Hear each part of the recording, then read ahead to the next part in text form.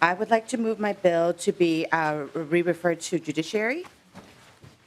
So her moves that 3759 be referred to Judiciary, Finance, and Civil Law. And you have, we have an amendment. Yes, Madam Chair, I do have one amendment, and that amendment actually just gets the bill in the order that I would need to present it today, and to go over the amendment. Let me just see that. Sorry, it's one of those moments, one of those days, Madam Chair. So it just, what the amendment does is it actually defines what prorated means so that there's no ambiguity in how the days remaining rents would be prorated, so. To the 820 Authors Amendment, there are no questions. All in favor say aye. Aye. Those opposed? That amendment is adopted. So thank you, Madam Chair and committee. So in front of you, you have House File 3759. And what 3759 is that it prorates rent for the amount of time the renter is actually in that space before they are out. And oftentimes now, when renters sign a lease, it says that they will pay for the full month, even if they are asked to be out of the unit before the month is over. And I think that this is a really great bill. And so what I would like to do is just to make sure that we have time for questions, I'm just going to turn it over to my first testifier. And will it be you? Okay. And so my first testifier is Sam, and he is a U of M student. Welcome, and please identify yourself for the record. Well, thank you, Chair Hausman and members of the committee. My name is Sam Parmakar. I am the State Government Coordinator for the Minnesota Student Association. We're the undergraduate student government at the University of Minnesota Twin Cities, and we represent about 35,000 undergraduate students.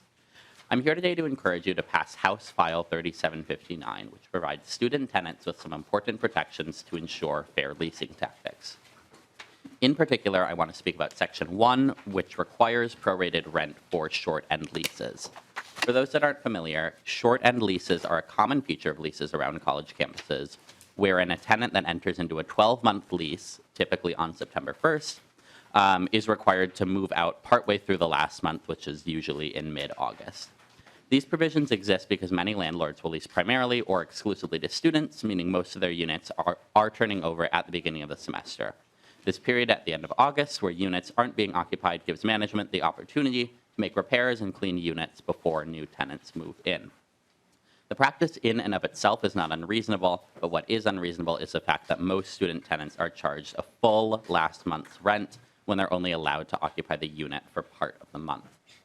When I had to move out of my apartment on August 12th last year, I was lucky to be able to move back in with my parents in the suburbs for 3 weeks until my new lease began on September 1st. Had my landlord been required to prorate my August rent, I would have saved about $400, which is certainly not pocket change for any college student. I'm one of the lucky ones. For students coming from greater Minnesota, other states, or other countries, staying with parents is likely not an option. They have to find and pay for short-term living accommodations in this period between leases, pay to store their furniture and other belongings, and absorb moving costs, all while paying a full month's rent for a lease that ended partway through the month. Student renters are effectively forfeiting hundreds of dollars for a service not provided to them. The language in Section 1 does not prohibit a landlord from creating a short-end lease. It simply says that they must charge tenants fairly if they choose to do so. Putting this extra money in the pockets of students would do a lot, especially as we are facing a growing college affordability crisis. That's more money that could be better spent on textbooks, healthy food, or, if needed, temporary housing between leases. According to the American Apartment Owners Association, prorating rent is a fairly standard practice when a tenant moves in or out mid-month. So why is this not the case typically on college campuses? One reason is that the current housing shortage on college campuses has created a landlord's market where students don't necessarily have the luxury of shopping around when they face unfavorable lease terms. Most national rental companies provide the same standard lease to all tenants, meaning prospective renters aren't empowered to negotiate the terms of their individual leases. It's also important to consider that for many students, a sophomore year lease might be the very first time in their life they're signing a legal contract. Without extensive experience as a renter, they assume that paying a full month's rent for a short-end lease is a standard practice, and the idea is further reinforced by the fact that their friends are all signing leases with similar provisions. This has put student renters at the whim of large rental companies that are already making a considerable profit off of these developments. Ultimately, the bill before you today is not about imposing unreasonable requirements or punishing landlords. It's about leveling the balance of power between consumers and providers in the college rental market. Student renters should be empowered to explore their housing options, knowing that there are basic consumer protections in place to support them. We ask you to please take an important step today to protect student renters by supporting House File 3759. Thank you. Members, I don't know if any of you are newspaper readers, but this, a couple of days ago, I think it was in the Star Tribune, a front page article on college students who, because of rising tuition and rising housing costs, go to food shelves. They're looking for how they can afford food. So it's a whole different world for college students today. So, Representative Munson, is your question to the testifier or to the bill? I would be to the Madam Chair, would be to the bill. Do we want to get all the testifiers and then go to questions, or? Yes, Madam Chair, could we just have all the testifiers go, and then we'll answer questions for the bill? Yes, please Thank you. proceed. And the next testifier is Becca Cowan, and she's also a U of M student. Thank you, Madam Chair and members of the committee. My name is Rebecca Cowan. I'm a third-year student at the University of Minnesota, and I'm also the local government coordinator for the Minnesota Student Association. I'm primarily focusing now on Section 2 of this House file that grants renters the first 4 months of a lease that is greater than 10 months long to sign a renewal for the following year. As Sam previously mentioned, the leasing cycle near the university generally runs from September 1st to the middle of August, with a gap before your new lease. This past fall, for example, I was forced to move out of my apartment in early August. I then stayed on friends' couches until my September 1st move-in. By September 24th, Millennium Management was already sending me a renewal for the 2020 September 1st lease. They expected this to be returned by October 1st. Thanks to language in our lease and a call to Homeline on the current regulations, we were able to extend this all the way to October 15th. Having recently undergone the stress of moving in unstable housing, my roommates and I strongly considered the impulsive, half-informed decision to renew our lease over 11 months in advance. However, the uncertainty and issues like landlord reliability and maintenance fixes forced us to find new housing. This issue is also not unique to Millennium Management. The Marshall Apartments sent emails requiring renewals by October 31st. The 700 on Washington required renewals to be signed by November 1st. My favorite is the Venue Apartments, whose lease states, the owner reserves the right to contract with others on the premises at any time for occupancy commencing after the end date, giving the tenants no guaranteed option of renewal. From conversations, this is also an issue around Duluth and St. Cloud. This situation is our main motivation for Section 2 of House File 3759, giving tenants the opportunity to renew their lease for the first 4 months of the lease, provided they are in good standing with the landlord. With most student-oriented leases, this gives renters from September to December for the entire first semester to make an informed decision on renewal. This then gives landlords the entire second semester to lease apartments prior to students leaving for the summer. We also felt this was a fair compromise that respected the rights of landlords beyond the 6 months called for by many and far beyond the 30 or 60-day notice used for numerous other leasing provisions. Regarding non-student renters, our conversations suggest the majority of leases are renewed closer to the 60-day range or contain automatic renewal provisions. This suggests the language in the second portion of the leasing bill would not greatly impact the rental experience or the behavior of the majority of landlords in the state. Thank you, Chair Hausman and members of the committee for your time. I strongly encourage you all to vote in favor of House File 3759 as a fair protection for young renters on campus. And we have a third testifier? Yes, Madam Chair, our third testifier is housing attorney with the U of M Legal Services. Welcome. Thank you, Chair. I am William Dane, and I'm an attorney at the Student Legal Service at the University of Minnesota. For those of you not familiar, that's an actual department of the University of Minnesota. And all we do in that department is represent students who have legal issues. So while we are part of the university, most of our work is done out in the community. And for the past 35 years, I've been the principal landlord-tenant attorney in the Student Legal Service office. And before that, I spent some years as a legal aid attorney in a legal aid office. So pretty much all of my career in law has been in housing. I was invited here today by the Minnesota Student Association representatives and by Representative Hurd just to add some perspective. I think Sam and Becca did a wonderful job of laying out the base issues, and I'm not going to repeat all of that. What I would like to do, though, is point out that there is an additional problem that I think they didn't see that I would see, and that is just how much movement of students is restricted when you have short-end leases. Now, the problem has gotten worse by the year, and so while I think Sam and Becca both testified that they had to move out like around the 12th of August, we're seeing leases this year requiring students to leave on the 3rd of August. That leaves a 28-day gap where they have to find housing. So one of the things that this does, it puts enormous pressure on students not to move, because if they sign a new lease, landlords will let them stay during the gap. And so it's essentially, it's a force that works against free movement in that marketplace that has created lots of problems. Of course, it's not just, can you spend time on someone else's couch for 3 weeks or whatever? Where are you going to put your stuff? They want it all out of there. They don't want you to store it at the place you're moving out of. They want you to take it with you. So it's very difficult. It's not as difficult for the student who has the luxury of moving their stuff to South Minneapolis to home or to Bloomington to home, but it is a huge inconvenience for outstate students and for students coming from other states and overseas. The benefits of the statute would be that it would require tenants to be fairly compensated for time that's taken back by the landlord. And as Sam pointed out, no one's trying to outlaw the practice of taking back some of that time if that's what they really feel they need to operate. What we want to do is have them consider that in the context of what is the student or the tenant, in most cases, giving up. And that is they're giving up a lot of extra money for time they're not going to get. So they can still do it, they just have to work the compensation into the lease.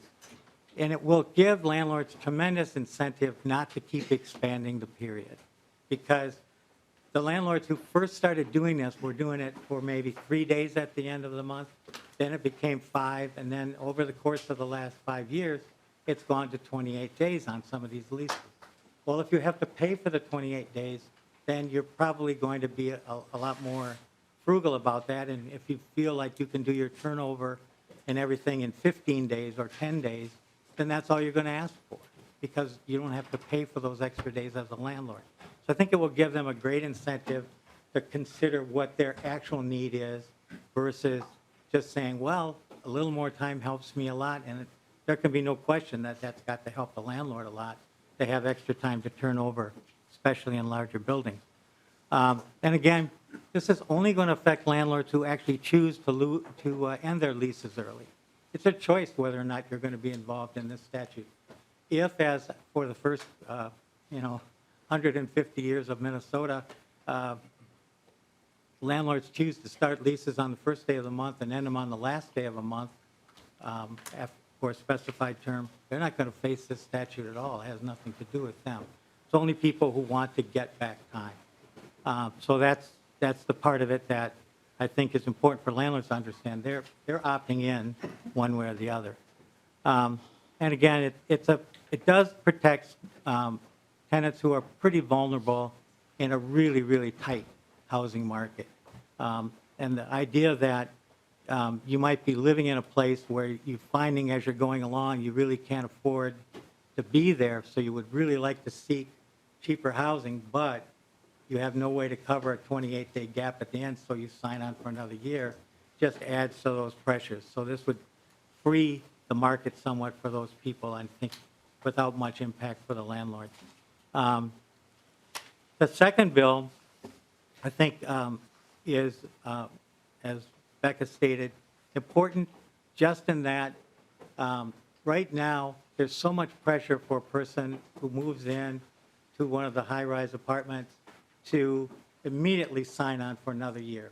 The problem is a lot of these are joint and several liability leases, and they're people that you met in your orientation group your freshman year, and then you maybe got to know them a little bit, and you moved in, and then over the course of a tenancy, you realize, I don't want to live with these people anymore. We're not compatible. But if you've already signed a new lease for another year, your options for breaking up that group, getting into a more compatible situation, getting into a more affordable situation, those are much more limited. So this just really creates a 4-month period where no one can force a student or any other tenant to re-up during that period of time. Doesn't prevent a landlord, for example, from approaching people and saying, what's your experience? Are you thinking you might want to stay? I'll make a note of it, and then I'll talk to you at the end of the 4 months.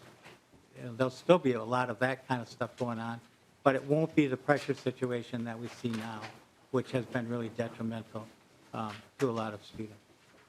Representative Munson has a question. To the author. Madam Chair, and I'm sorry, I'm finally collected myself after leaving my phone at home and having to go back, which is why I was late. I'm really sorry about that. I did just want to say really quick, because I did not say this in my introduction, is that this bill, there are two parts to it. The first section deals with the prorated rent, and then the second section, Section 2, deals with the pressure of landlords asking tenants to re-sign for a new lease right away, just after they've moved in. And this is just saying, look, just give somebody a couple of months. They're not asking for 6 months or 8 months, just a couple of months, 4 months, before going back to a tenant saying, you need to sign a lease for next year. And so just so that people know, there's two distinct parts of this bill. The other thing I did want to point out is that this bill does have bipartisan support in the Senate.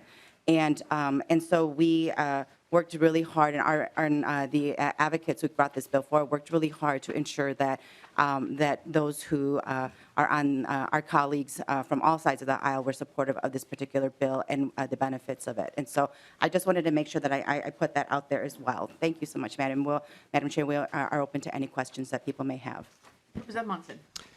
Thank you, Madam Chair.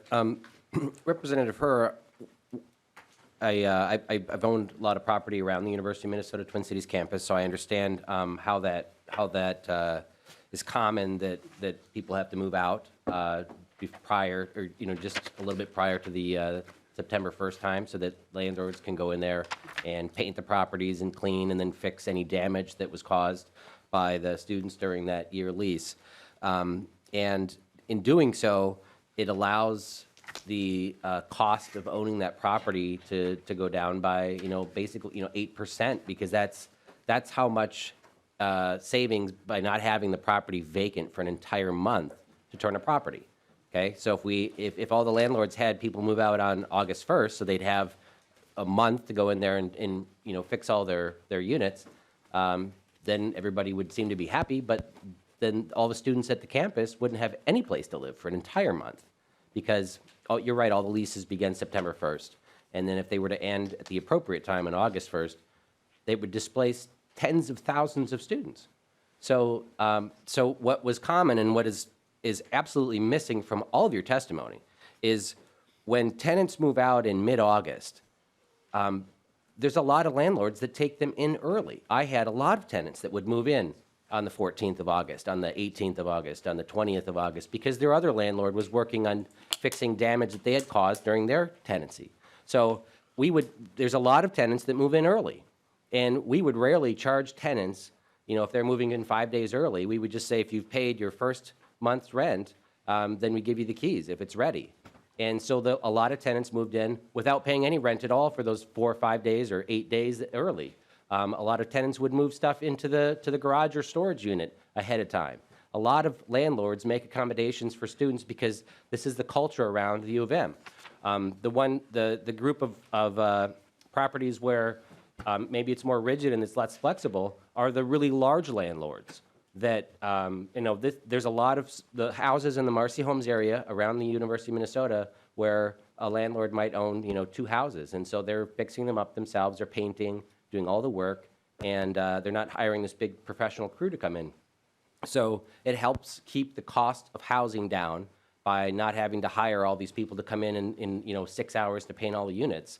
So it keeps the cost of housing down. I also heard about the words, housing security. That's really important. When you're a student and you're maybe 18 years old, 19 years old, and you're off on your very own, and you're dealing with the stresses of college and grocery shopping and everything else, you want to have housing. You want to make sure you have a place to stay so you're not stressed out about it. So a lot of students like to know that they have a place to live next year. When they're getting towards finals and it's April and May of the year, they want to know they have a place to live next year. So they've already locked in that lease. Maybe even once school starts and they've found some friends that they'd like to live with next year, they want to sign the lease.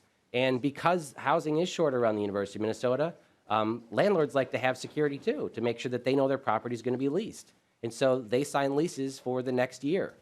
So when you say that they must require the tenant to renew a lease, as a property owner around the University of Minnesota, it's nice to get everything locked in for the next year. So, I mean, if you're really saying that they can't require them, they could basically rent it out from underneath them. If somebody likes the property they're going to stay in for their last 2 years of college, then you're basically prohibiting a landlord from locking in the property. That's the way I read this, that they can't keep their tenant, so they're going to go lease it to somebody else. Unless the testifier, Mr. Dane, believes that a lot of leases have some kind of first right of refusal that's built into the leases. That basically it's increasing housing security by locking in a lease for the next year, and I think that's really important. But overall, I just want to ask Representative Herr, where in this legislation does it just apply to the University of Minnesota Twin Cities? Because that's where I hear this problem is. And I recall when we had an issue last year at the University of Minnesota that at the time, Representative Bierman, whose children go to school in southern Minnesota, pointed out that his children have had some of the same issues. So I think that's why you're looking at this as a statewide issue and not just the University of Minnesota. Would it be Representative Herr or Mr. Dane? Madam Chair, I'll answer a couple because Representative Munson had a lot of different things that he addressed in here, and I'll answer that, and then I'll turn it over for the right of refusal to Mr. Dane. And so, Madam Chair, Representative Munson, I appreciate the questions. We actually did talk to I actually talked to some landlords who I've never heard them say it would take them 30 days to fix a problem. They said on average like 5 days, and then potentially, if it's a really big issue, maybe 10 days. And so I guess I don't see the argument for why somebody would need 30 days. I guess then I would ask the question back, well, when a student doesn't damage an apartment, do you give them that month's rent back because they didn't damage it, you didn't have to do any work? And so I just want to make sure that there's an understanding here that not every student leaves damage and then every apartment needs to be fixed. And some of the cosmetic things we've already been told only takes a few days to fix. And so requiring a student to move out at the beginning of the month or in the middle of the month, and then collecting a whole month's rent, rest of the month's rent for that, to me doesn't seem fair in the power dynamics here. Also around how this is just a culture around the U of M, it is not just a culture around the U of M. We are experiencing this and seeing this around any city that has a college campus. And for the ease of knowing that we know that landlords own properties in multiple cities, it's not generally just one if they own. And so instead of asking cities and municipalities to make their own laws and to have them all be different between municipalities, that having a state law actually creates the consistency that landlords need to know how to operate within all the cities versus having to understand from city to city that has a university, what their particular local laws are around the short-term leases. And then, and I did just want to address that around the college campuses, the issues of vacancies. The demand for units far exceeds the units that are available. So the issue of landlords not being able to rent out their places and not having the security of who's going to be in that unit for the next year is actually something we have not heard of. And based on the landlords who own around there, rare is the case where someone says, well, I just couldn't find somebody to come into my unit. The demand in those areas are so high. And it's not the few days that you're charging extra for to be able to fix an apartment that's keeping rates down. The rates are going up regardless, and it's the market that has been pushing the prices up. And so we just want to make sure that, like all things, when I've sold 4 houses, and in those times, if I'm out of the house before the end of the month, it's always prorated as well. And so I guess I just want to make sure that what is fair for homeowners is also fair for renters, and that I've never been asked to pay for a full month of my mortgage after one of my houses were sold and I was out, before the end of that month. And so I guess that to me, it feels like common practice, and it should be normal practice when somebody doesn't get to have a product or service to not have to pay for that product or service. And then I'll turn it over to Mr. Dane for. Thank you. Representative Munson raises a really good point. when he asked about the right of refusal, this legislation does not create any right of refusal for the tenant. And as far as I know, none exists in Minnesota law. Never heard of it, never encountered it. So this 4-month period doesn't really give the tenant any extra right to stay. But what it does is it gives the landlord and the tenant a cooling off period where they can both figure out, are we compatible, does this situation work, before they think about entering into a lease for the next year. Your Representative Munson is correct in that he's saying it could be rented out from under the students who are in there. That, in fact, could happen. It's unlikely to happen for one very specific reason, and that is units that don't have to be turned over are the most cost-effective for any landlord, the big, large corporations especially. So they don't want to turn them over. That's why they want to talk to the students right away or the tenant right away and say, please sign on for another year. Because they can check that one off. I've got it rented and I don't have to turn it over. That's going to be one of my money makers for the year, provided that there's no damage. So that's a tremendous incentive for landlords to want to get people to renew. And that's why they're pretty aggressive about it. And I agree with Representative Munson about, for many, many years, it was the practice that if somebody had to move out early or somebody had to get housing a little bit early in the fall, you just kind of talk to your landlord and you make a little side deal and you move in. Well, it doesn't happen with the giant corporations. They just have strict, firm policies that absolutely prevent anybody from getting any exceptions. So last year, I have a very specific case, a student with a bed moving from one apartment to another with a 3-week gap. Student happened to be an international student from Brazil, but anyway, he had no place to go with that bed. And so I talked to his old landlord, please, can you find him some space? No, I talked to the university. Do you have any storage, any place that we could put this kid's bed? Nobody has had a space. And then I finally talked to the new landlord, a landlord who over the years had had lots of problems with our office, but who immediately saw, this is a problem I can solve. And he said, I've got a little storage space and I can put that in there. So we're able to work it out. But the vast majority of people in that situation aren't going to call the law office to get help in finding a place for their bed. So many people have to abandon that property. That's another great added expense of moving that.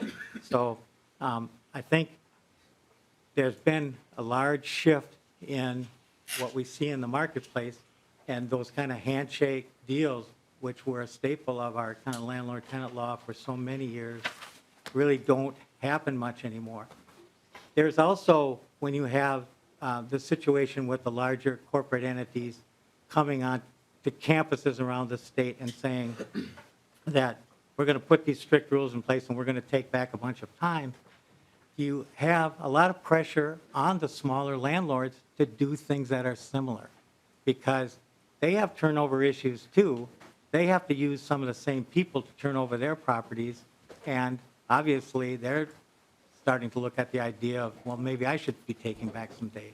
So the problem's getting worse and it's expanding in its scope. It's not getting better by any means. Representative Munson, follow up? Yeah, just, so Representative Herr, I don't disagree with the first section of your lease because I think it's important that everything be prorated. That's fair.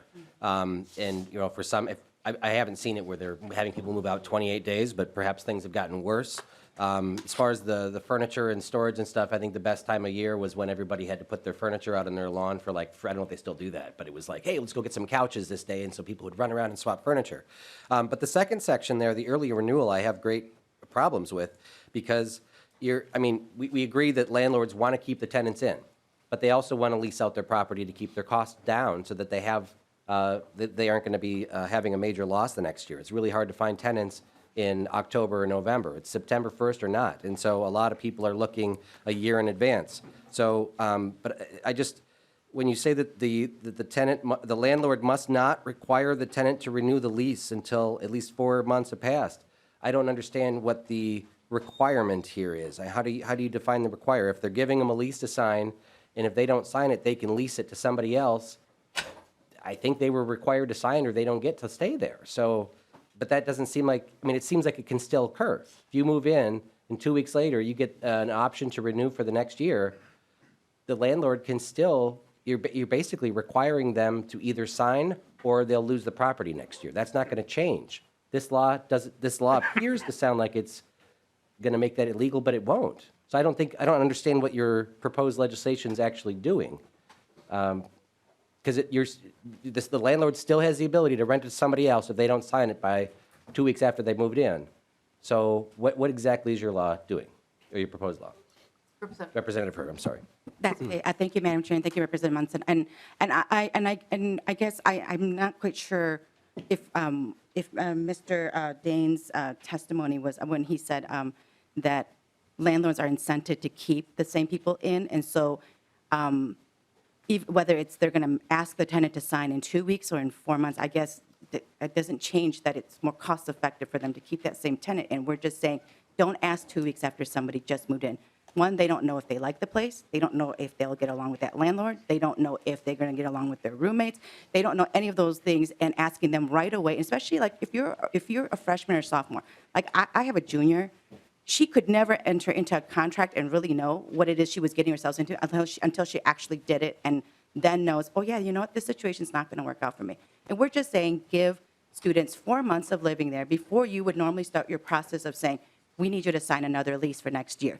And so I don't think that it's unreasonable. And to be truthful, there actually was other groups that came to us and said that they believe that that amount should be 6 months. And the students were actually very reasonable. They said, look, we know the landlords need the time to actually fill this if we choose not to be here. So asking for 6 months is unreasonable because that puts us into second semester. That puts them in a vulnerable position. So we actually already negotiated back that amount to 4 months to say that's a good compromise between like students kind of at least getting a couple months under their feet and then ask, because some of these tactics that landlords use are great. It puts an enormous amount of pressure on students to make decisions without having all the information to decide if they should sign on to another year. So I see your concern, but again, if market forces is saying that having a tenant renew their lease is the most cost-effective and most profitable for a landlord, it's going to be the same whether they ask him in 2 weeks or 4 months. And so I just wanted to. We do have 3 more questions, so Yes. I'd like to move on. Representative Johnson. Madam Chair, Representative Munson. she didn't answer the question because it doesn't say in here ask. It says that the landlord must not require. But your testifier had said that it doesn't prohibit them from giving someone a lease. So this, again, this legislation doesn't do anything. Yeah, and if a landlord doesn't want to, then they don't have to. If they say, okay, well, I'm not going to ask them because I've did 4 months, so after 2 weeks of them being here, I'm going to offer it to somebody else, then that's what the landlord does. There's nothing that prevents them from doing that, absolutely. But it's, Representative Hurd, it's This not banning the does landlord go from on providing a to, lease. This does go on to governmental operations and, I'm looking at the wrong notes here, judiciary. Yes, Madam So- Chair. And like I said, this law is not to try to prevent landlords from doing what is best for them. It's just saying if you're going to start pressuring somebody, just give them 4 months. And if somebody doesn't want to, and they're like, well, I'm just going to lease this from somebody, I can write something that says that, but I don't think that would be the right thing to do either. So Representative Johnson. Chair Hausman, Representative Hurd. I got a couple of minor questions. First of all, I understand the concept of the bill, and I understand it. But I think it should be more geared toward college student housing instead of statewide blanket, because it affects a lot of areas that can actually increase the cost of housing for those that aren't going to college, which is what we're not trying to do. We want to get reasonable housing rates, whether it's leasing a home, leasing an apartment. We want to keep those costs down for everybody in Minnesota so we don't have people living on the streets. Something like this could actually increase the cost. Right now, I know I've talked to some of my property management companies in my area. My wife actually used to work in that business. Whenever they had a turnout where the lease got done 2 weeks before the end of the month, they already prorated that into the other month. It's already there.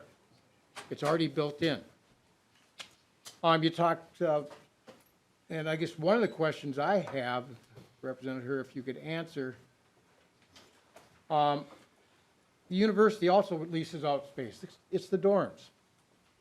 I know it's a mad dash for 2 or 3 days for everybody to move in, and they're given a certain time period to get all their stuff into their dorm.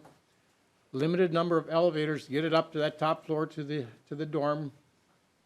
My niece actually had trouble because they couldn't get an elevator. They had to go down there. Took them 2 days to unload one vehicle worth of stuff, just because it was jam-packed with people trying to get their stuff in. Does this bill also affect the college dorm situation with the leases there, or is this just dealing with the private property management? Representative Her or the attorney? I'll take a stab at it first, Madam Chair, and then I'll turn it over to Mr. Day. So I guess I don't even know how that question applies to this particular bill, because the university doesn't charge a student month-to-month rent. They pay it in their, like I have a student who I pay for the housing and the food plan and everything all in the tuition at the beginning of the month. I'm at the beginning of the semester. And so I guess if the university was going to move to a month-to-month and then paying and telling everybody what every day cost, and then they're going to start having to prorate that, well, when they change their system of payment, then I guess this would apply to them as well. But I guess I'll let Mr. Dane answer that if this is applicable to university. Thank you. Representative Johnson, the best analogy we have in the university setting would be some properties owned near campus by the University Foundation. If you follow things on the campus at all, years ago, Cargill built housing near the campus called the Dinnikin House, the Argyle House, and a couple of others. And after James Cargill passed away, that property became available for purchase. It ended up in the hands of the University Foundation, which is not the University of Minnesota, but it is a fundraising arm affiliated with the University of Minnesota. They own that property now. They rent that property out on a monthly basis, and they take back time from the end of the lease toward the beginning of the month for cleaning and other things. Their leases have always clearly stated that the lease for the final month is prorated. Your final month of rent will be, and it's much less than the other months. And so that's how it's been dealt with in the context of the closest affiliation to the university. But Representative Herr is right. With the housing contracts that students sign, we don't have an exact analogy to the private market. We do have that same turnover issue at the university. And we, I guess, have an advantage there because we don't charge anybody to live in the dorms over the summer, except for in a couple of very specific places. So they're empty, and they have a lot of time to get them ready. So the prep of the dorm rooms isn't so much the same issue, but the turnover in terms of moving in the students is, and they move in more students in 2 days than probably the rest of Dinkytown does. So, you know. Follow-up, Representative Johnson. Chair Hausman, actually, if you look at it's a contract is the same type, pretty much similar to a lease. They're leasing those apartments or their dorms. That's where the problem with this bill, it's a statewide issue, or statewide. I think it needs to be more geared towards student housing leasing. And whether it's the university, whether it's that nonprofit, it's property management. The university is being a property management, whether it's in the University of Minnesota, University of Duluth, wherever the college system has dorms, they're property managers. They would need to fall under this as well. So I think we need to take a closer look at it and gear it towards more of the college student housing issue and not make it statewide. There was also brought up where the kids are going to the food shelf for food. I went to college in the early 80s. Guess what? I went to the food shelf. That is normal. It's been normal for decades. It's an issue that I wish we didn't have to do, but unfortunately, it's an issue that we have to deal with. And I've seen Mr. Parmaker around quite a bit. The last couple of years, he's been in a number of my committees. He's and I commend you for doing this, but for both of you two students, I want to remind you of a sign that was above a door in one of the supply rooms where I was going to college. And it stated, "Your education begins your first day on the job, not in college. Your education begins on your first day on the job." Representative Pearson has. No, Representative Bierman. Thank you, Madam Chair. Just a question on Section 2 again regarding the early renewal. I understand it's not possible to request that the tenant sign a lease within those first 4 months, but if the renter wants to sign, is the renter allowed to sign in this bill? Mr. Dane? I don't think there's anything in the bill that would limit a renter from going to the landlord and saying, I want to sign a new lease. All right. What the pressure point is the other way, and it is entirely possible that that could happen.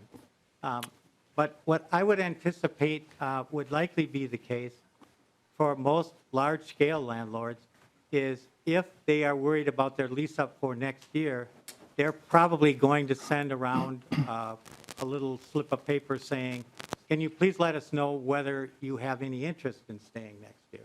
That way they can sort out the ones who aren't going to stay from the ones who might stay.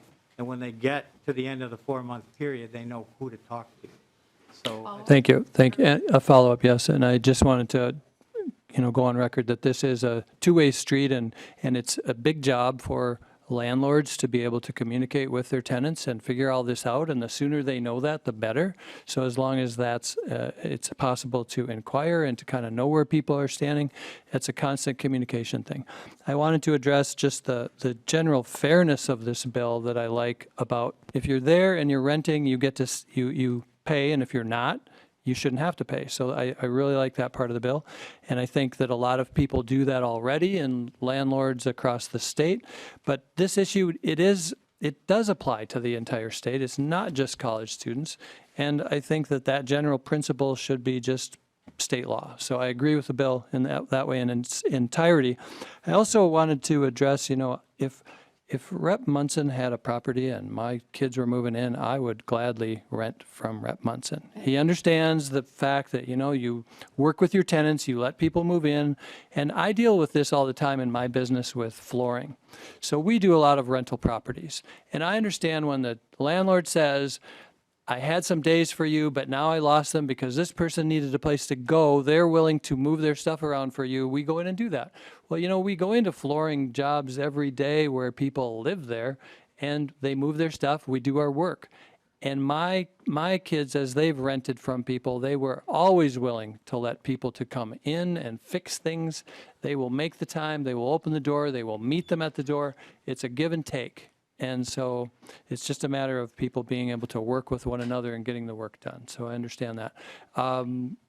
Colleges, I always favored when my kids went to school in the dormitories because you'd pull up with your van and they had a flood of students there who would come out and load it all in for you. I love that. It's when they moved to the properties out in the community that it was me carrying the furniture in. So thank you very much.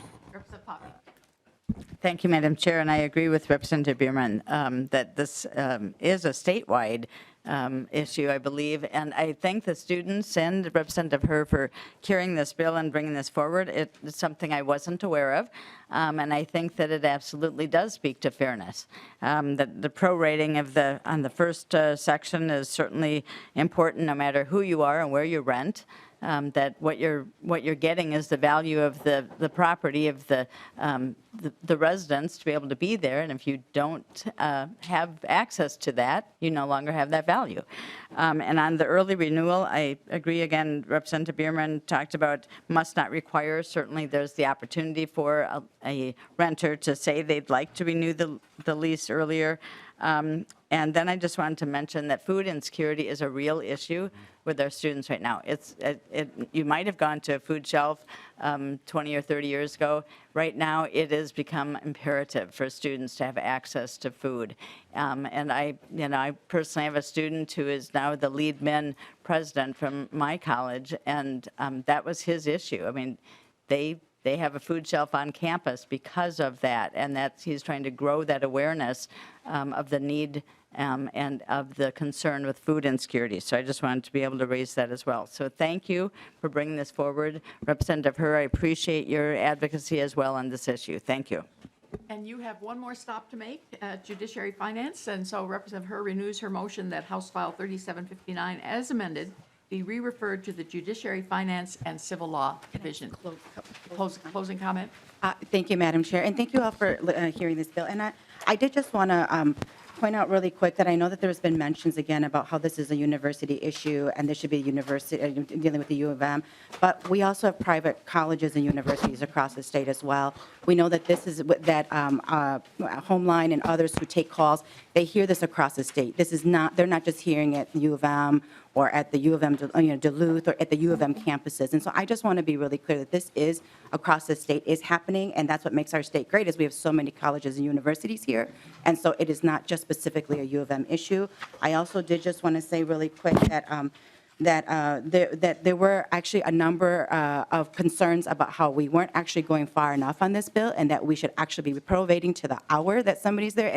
And as the reasonable person that I am, I said, no, I don't think that that's the right way for me to go with this bill, because that really then puts the burden on our landlords, and sometimes they let somebody stay for a couple extra hours. So then does the person pay the landlord back for those hours? And so, there was just push that we could go further with this, and we decided we wanted it to be reasonable, which is why in the Senate, we had actually gotten a verbal agreement from Senator Limmer that if we could get this through, all the way through, it stops here, that he would give the bill a hearing in the Senate, so that because there already is bipartisan support, I hope that all of you support this bill as well, so that we can refer it over into judiciary. So thank you so much for your time today. Representative Herr renews her motion that House File 3759 as amended be re-referred to the Judiciary, Finance, and Civil Law Division. All in favor say aye. Aye. Opposed, nay. No.